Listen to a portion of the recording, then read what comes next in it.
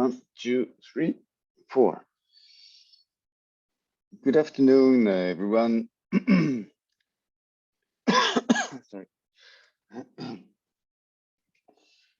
One, two, three.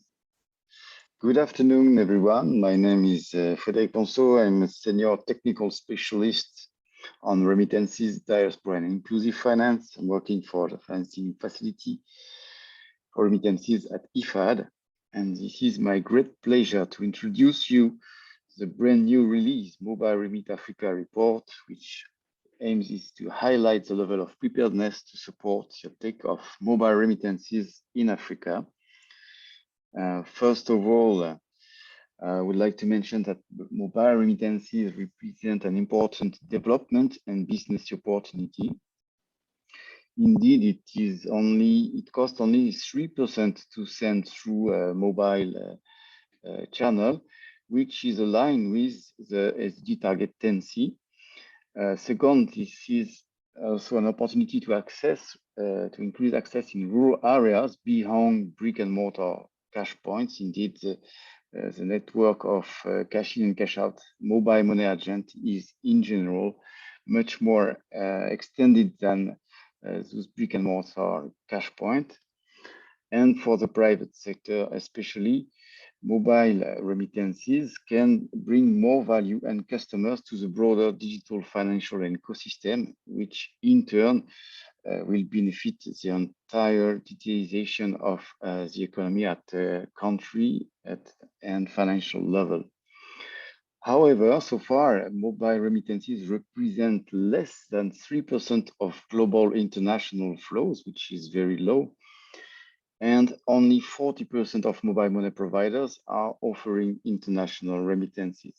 So there are opportunities, there are friction in the market that, if removed, could open avenue for both development and business opportunity.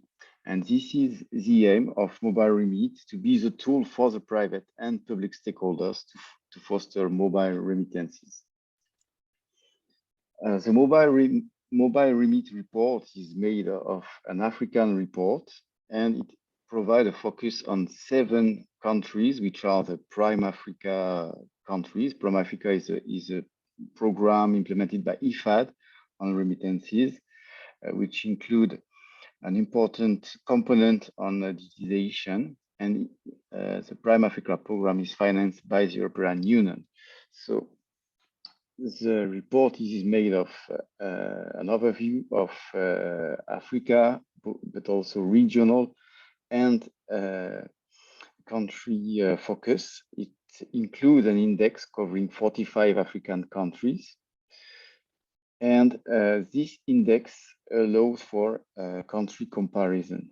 So the so-called MobileRemit index measures the level of country preparedness for mobile remittances.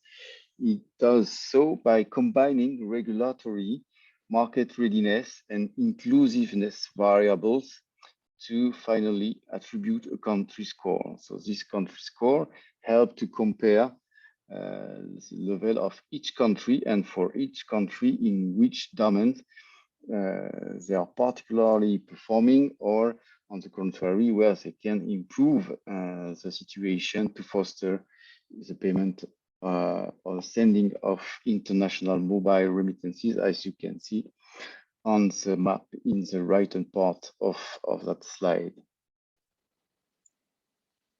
In the Gambia, the score is relatively low at 54 out of a maximum of 100. It's lower than the Africa average, but it has a solid foundation, especially on the regulatory environment aspect.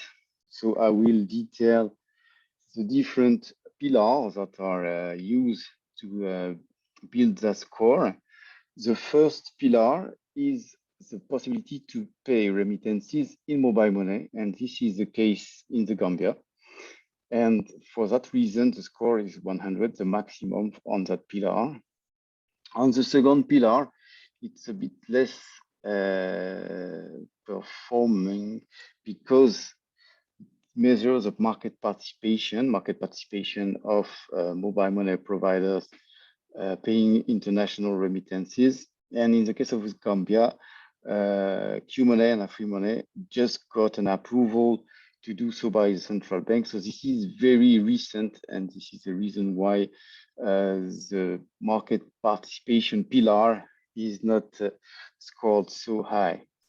In terms of enabling environment, the Gambia score fairly, more than fairly, I would say, because it is at the same level as the average for Africa. The foundation are there. The only limitation is maybe about the absence of flexible KYC and some limit regarding interoperability, which lowers the score on that pillar. On consumer protection, its score at the same level as the Africa as well, average as well. The reason is that there's no interest paid on the mobile money trust account, and there's no mobile money deposit insurance. It's a bit technical, but these are two features that can help to strengthen consumer protection that are not so developed so far in the Gambia context. The last pillar is about inclusion environment, measuring financial inclusion, but also mobile money uptake. And it is a matter of fact that in the Gambia, both financial inclusion and mobile money are less, let's say, developed than in other African countries, which make that pillar score quite low at 27. And this is probably the main reason why the score is as low in the Gambia. But the importance is not, let's say, the score itself, is how the different component of that score. And we anticipate that in the very near future, and that would be my conclusions, in the near future, the score will increase as recently mobile money providers in the Gambia have been granted the authorization to pay out international remittances, which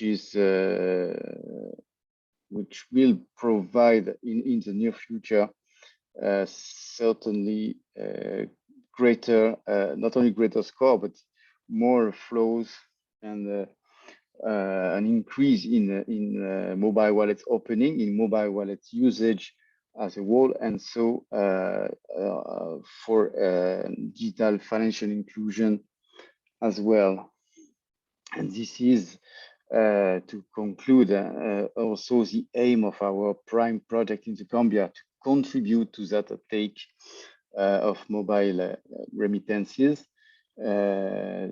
Thanks to our grant, we will support 3 remittance service providers involved in the payment of international mobile remittances. Thank you very much for your attention.